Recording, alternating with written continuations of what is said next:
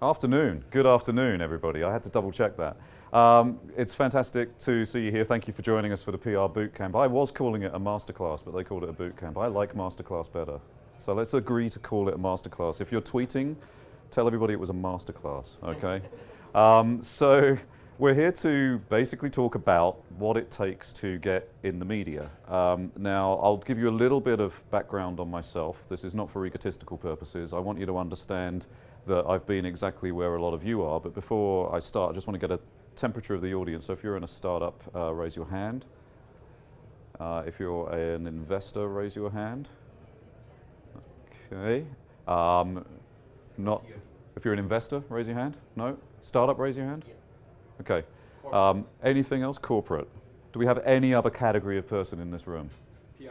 PR. Excellent. So I'm going to teach you absolutely nothing, probably. But it's great that you're here. Thank you very much. So I am a journalist for VentureBeat. I'm also an analyst for VentureBeat.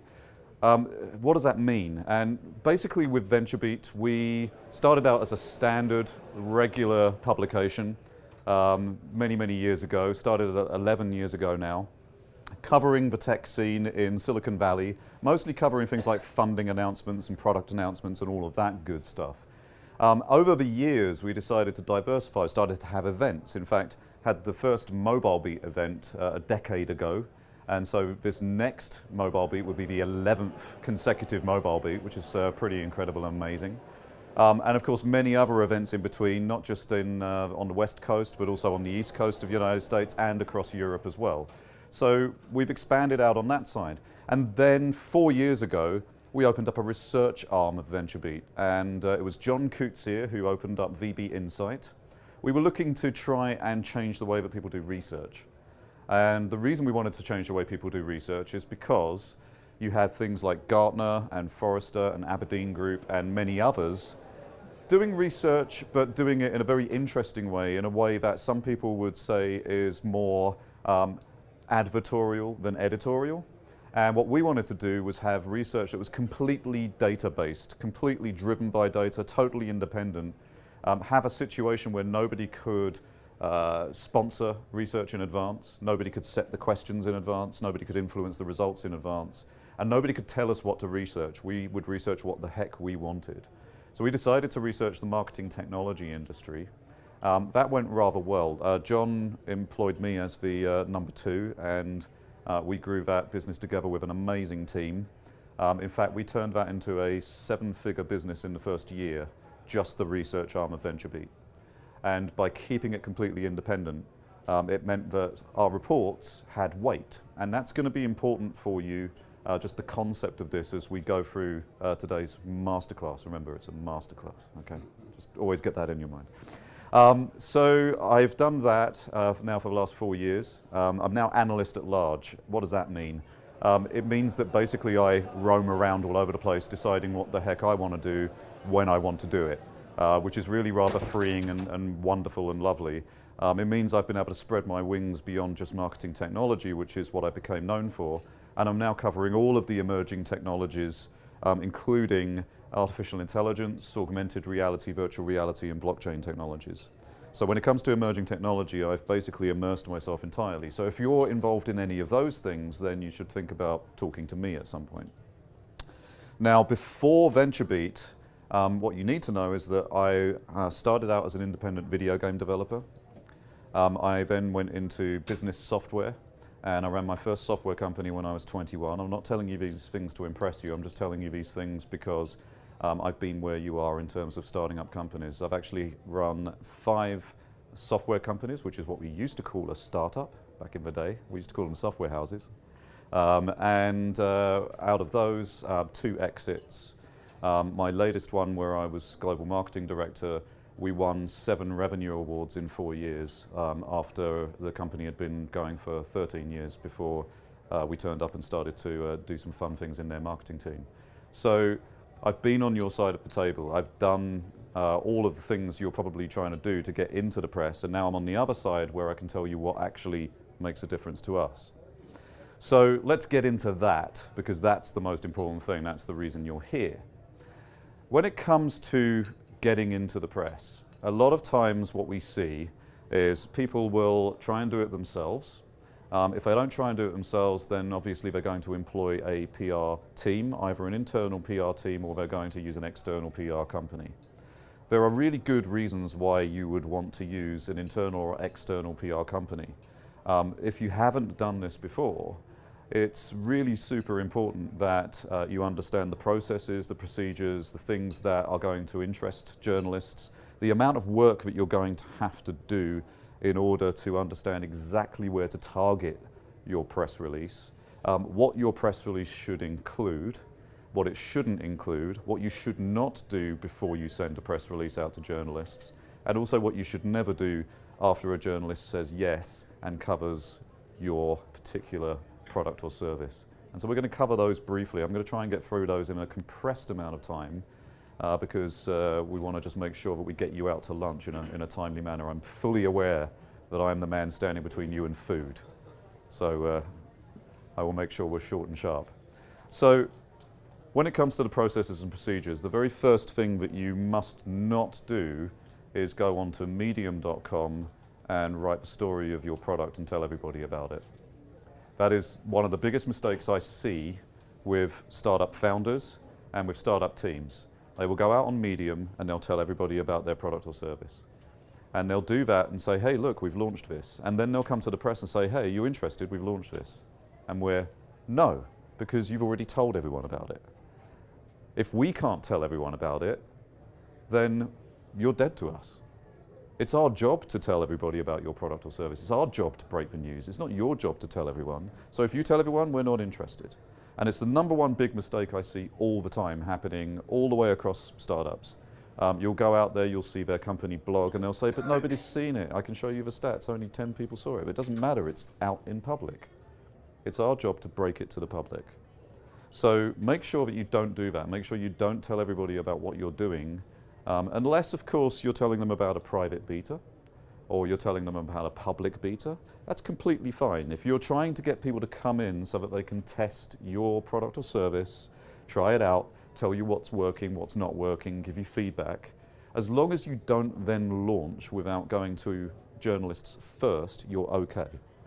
But if you go out there and say, we just launched this, then you've just killed any opportunity to be in the press. Unless you find a journalist who is really interested in background stories. So let me explain that, because it's important that you understand different types of journalists and what they like and what they don't like. So I, for example, cover product launches, funding announcements. I'll cover really, really interesting pre-ICO/token generation event announcements, but only if I see that there is actually something tangible there. Unless you've got at least a minimum viable product and you're involved in a blockchain startup, I'm not interested yet. I will be interested, so it's a good idea to keep me on your good side and keep talking to me and tell me what's going on in your business. But as soon as you've got something tangible, I'll be interested in that. Occasionally, I will do what I call data stories. Data stories are super interesting to me, and that's because I'm also an analyst. And this is where you want to think about analysis and research and studies of your own. And this is actually a neat little trick that you can do, because if you were to pitch to me and you didn't have what we call hard news, so if you didn't have a product announcement, a funding announcement, one of the things you can do to create the news is come up with something really interesting within the data that you've probably got within your systems. It's quite common, especially within the SaaS industry, for you to be processing 1 million, billion or trillion pieces of data through your servers every single day. What can you tell me about that data that either supports or even better contradicts something that we know to be true? I'll give you an example. The people at Social Flow, have you heard of Social Flow, anyone? They're a social media listening and scheduling tool. They basically allow you to put all of your messages on social media, and then using machine learning, it will work out when the best time to deliver your messages based on your audience and their time zones and demographics and everything else. At the time, everybody thought that Facebook had throttled all of the business page content so that any organic messages were only reaching 10% of your audience. That was the common wisdom at the time of the data.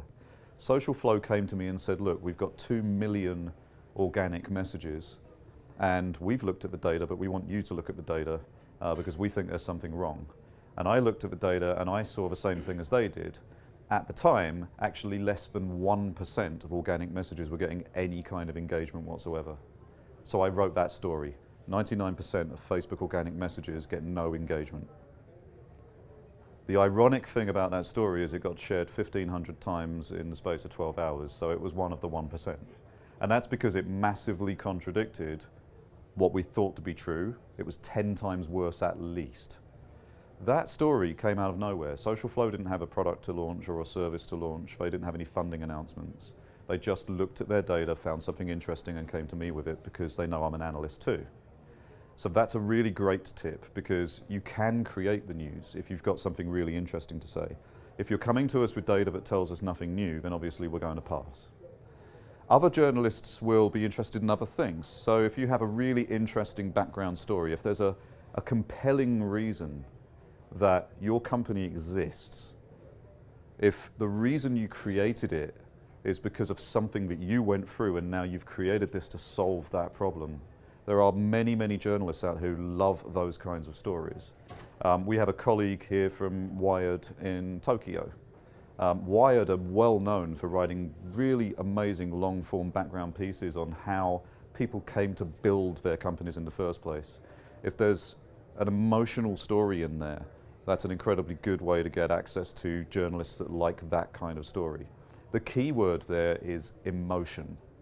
Unless you are eliciting some kind of emotion from us, then we're probably going to pass, because if you can't get us to feel something, we're not going to be able to get our readers to feel something too. And ultimately, journalists really care about making sure that what we write is not only seen by people and read by people, but it actually makes a difference to them in some way, shape or form. Even the stuff that's on the 24-hour news cycle where we're launching a product, we're trying to do our best to make that interesting and as readable as possible and spark some kind of emotion in you and make you feel something still. You know, that's our job, that's what we like to do. So it's important for us to have emotional stories to hook onto if you're that kind of journalist. Other journalists are just much, much purer. They will only do one type of thing. So your second thing that you absolutely must do, and I'll give you another biggest mistake in a minute, but the second thing you must do is your research. If you go on Reddit, everybody here knows what Reddit is, right? Getting lots of nods. If you go on Reddit, you can find very, very easily, with the merest of search terms, a list of tens of thousands of journalists. And all you've got to do is throw a little gold at the person that created that list and they'll send it to you in a spreadsheet. And then you take the spreadsheet and you upload it into your favorite email client, you know, MailChimp or whatever. Other email clients are available. And you send an email out to every single journalist. Why is that a really bad idea? Well, first of all, most of those journalists do not cover what you are trying to launch. And if they do not cover what you are trying to launch, at best, your email is going to get deleted. At worst, you'll get a response that might include 2 words, and one of those is going to be you. Even worse, they'll hit the spam button. Now the problem with that is if enough journalists hit the spam button, your domain name gets blacklisted and added to an email blacklist. And now all your emails, not just the promotional ones, are being blocked and you can't do business. So when you send that contract out to somebody for them to sign so that you can survive for the next year, it won't reach them. And that's because you just email blasted a whole load of journalists. So research is the #1 thing. It literally takes approximately 10 to 15 seconds. I can't use the words literally and approximately in the same sentence. It figuratively takes 15 seconds to find out what I write about. If you go to VentureBeat, you can see a list of all of the journalists. If you go to the journalist bios, you can see exactly what they write about because we have it in our bio, but we also have all of the latest pieces that we've done. It's very easy for you to tell exactly what I write about. Or if you Google a journalist's name, usually journalists come up very, very high. whenever you Google names, especially if, even if the name is a very common name. If you type in somebody's name and they're a journalist, they're probably going to rate highly because they're producing content all the time and Google loves that. And so it's very easy to find out what journalists write about. It's very easy to find out which publications write about your thing, because if you type in your industry into Google and then you go to the Google News tab, you'll see all the latest news. You'll be able to see all the publications listed that actually cover your news. So it's very easy for you to create a list of all of the publications and then go and look at their journalists and see which ones exactly write about your particular niche.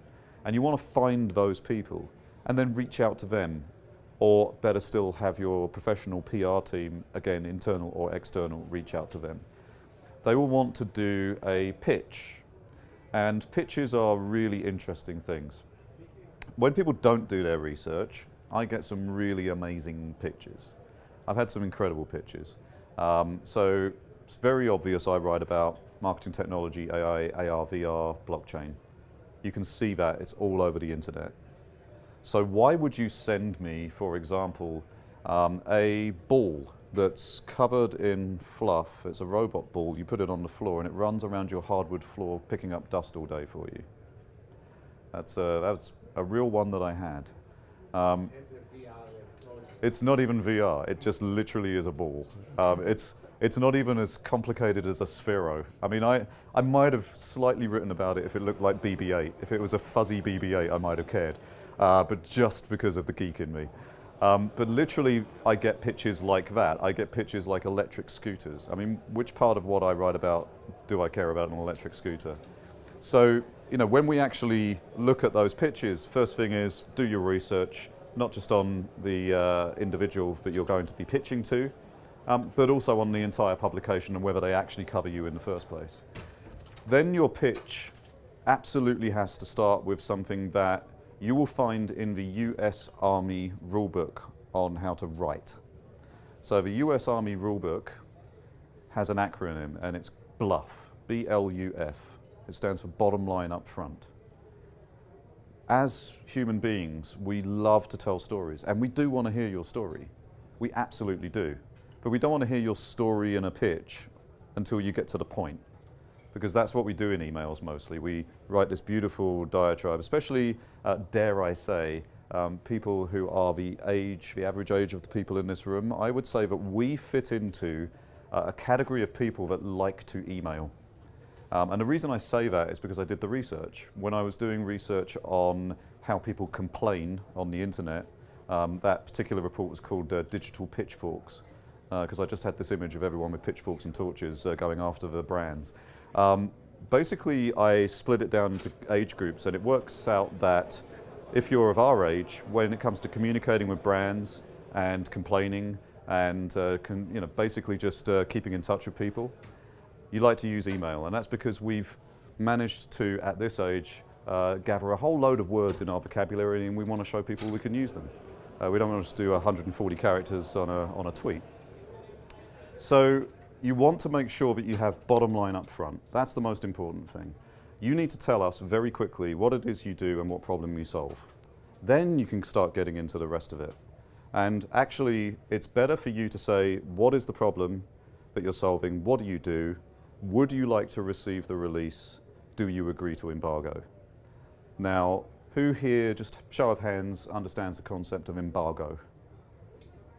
Okay, so there's many of you that don't. I'll explain what that is. There are two ways to make sure that you get press. One way is to offer a journalist the exclusive. When it comes to offering us the exclusive, that is a double-edged sword. What it means is that you're allowing us, and only us, only that one journalist, to write about your product or service, write about your news, write about your funding, write about your data story, write about your background story. You're giving it to us and us alone, nobody else. That's great because it means your workload is massively reduced. You don't have to deal with lots and lots and lots of publications and lots of journalists. On the other side, unless you are a massive company, the other publications will probably pass on your news once we publish it. So when you have an exclusive, we get the first publish. You usually give an hour or two or sometimes a day before you push the news out to the rest of the wire and push it out to all of the rest of the publications. And then they will look at it and go, well, it's already been covered under exclusive. Now, if you're a big company or it's really huge news, they will cover it and they'll say, as reported by VentureBeat, because that's what we do when somebody had the exclusive. It's just a nice agreement between journalists. But if you don't give somebody the exclusive, then obviously you stand a chance of having a much wider reach when it comes to your press. But it means you've got to deal with lots and lots and lots and lots of people. And what you do to make sure that everyone is timed so that all of the news comes out exactly the same time is you set a date and a time, and don't forget the time zone because lots of people do. And you say, do you agree to this embargo of this date, this time zone? If they agree to embargo, you send them the press release, and then they will write it, they will file it, they will schedule it, and everybody's news will all come out at the same time. The danger, of course, with embargo is that Google comes out with something crazy, like they actually launched some AR glasses, because they haven't done that yet. No, Google Glass wasn't AR, it was just a heads-up display. So let's say they do that at the same time as you. I'm sorry, but you're toast at that point, because your news isn't going to get read. In fact, if there was a journalist that was sitting there writing your news and Google comes in and does that, they're probably going to go and do the Google thing and then forget they were halfway through yours. And then by the time they get to yours again, the embargo has dropped and they've missed it. That's just the way the cookie crumbles. I'm really sorry to tell you that, but that is just the way it happens. But that's how embargo works. Think about whether you want to give somebody the exclusive or whether you want to go out to embargo, because embargo is a lot of work. It is expensive. It can, though, give you much, much wider reach. Most journalists are happy to work under embargo. Some journalists much, much prefer the exclusive, and if you do give somebody the exclusive, you're guaranteed the reach if they say yes to it. So at least you get that.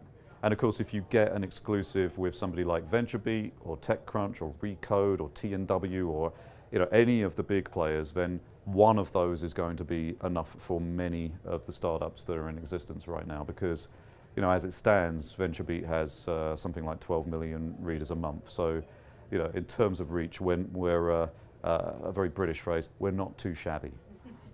So those are the things to think about on those sides. So in terms of mistakes, just a recap, because we wanted to make this a really, really fast, punchy masterclass for you. Make sure that you understand the processes of a press release. Make sure that you do your research. You find the right publications, you find the right journalists. Make sure that you don't announce anything publicly online on your Medium blog or anything else, because then you've killed it. Make sure you don't send fluffy robot balls to a marketing technology journalist.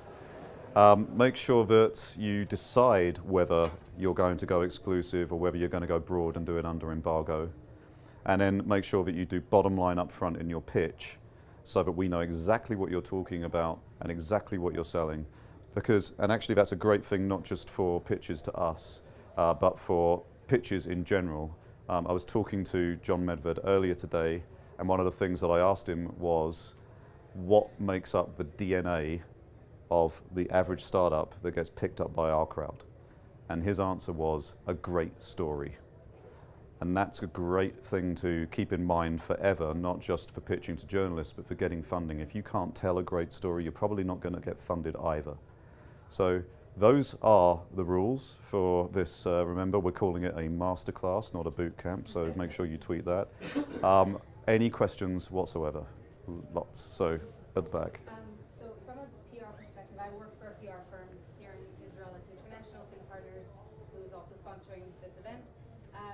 We have found with clients in the past that we could have a great round of funding to announce for a company, and the journalist comes back and says, well, that's not enough. Right. What's the story? So what do you suggest? Is a big funding announcement enough to get your attention for an exclusive? Does there need to be something else behind it? A huge partnership with a major player? Like, what really makes the story for you? It depends on the journalist. I would take a huge round of funding any day, because that's a really good excuse for me to do a background story and simultaneously tell people I don't do background stories. So the funding is the hard news. The rest allows me to dig in and actually get some really good questions asked and understand why the company exists in the first place and tell that story. So I would take that, and there are several other journalists who will take that. There are many that won't. So The only thing I'd say is keep doing your research and find the journalists that will cover those funding stories because they are interesting to us. So, yes. I actually have two questions. So one of them, you mentioned a consumer electronic product that doesn't really interest you, but what if that had a lot of AI technology and other technologies which you are interested, although the product does something else? Would that interest you? This is one. The Yes. second one, could you talk a little bit about ethics? And by that I mean, for example, my startup where is Telford, so we're not talking to anyone. But assume I wanted to talk to journalists. How would I approach them and say, look, where is Telford? Please do not release what we're doing. Of course, it's news now, but we don't want it to be released. It's too early. Should I not talk to anyone until we're ready to launch? How does that work? Is there any Sure. So very quickly, because I know we're running out of time, the answer there on the ethics side, or it's not really an ethics question, it's just a timing question. I need releases 7 to 10 days in advance of them becoming public because I'm busy, I'm doing a lot of different things, and so if you don't give me that time, I probably can't cover your story. The one killer word that will see me delete your email instantaneously is if I see, before I've even opened it, in the summary, the word today. Because if you are launching today, I'm afraid it's too late. So you need to make sure that you give journalists fair warning. You need to get them to agree to embargo. If you've already launched something and told the world about it or told people about it, then we've already discussed that. But if you haven't told the world, you can go up to a journalist and say, look, do you agree to embargo on this? I've got an announcement if you're interested. But do your research, don't just randomly walk up to journalists and pitch to them, because that's just as bad as trying to pitch me the fluffy robot ball. Yes, very quickly.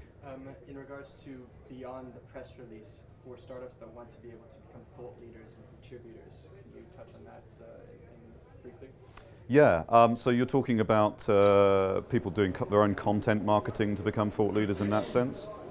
You know, it's an interesting thing. Basically, if there's news, then we as journalists want to cover it. Anything else that you want to do in terms of saying, we are the people that exist in this entire world that know this subject better than anyone else, there are two things you can do.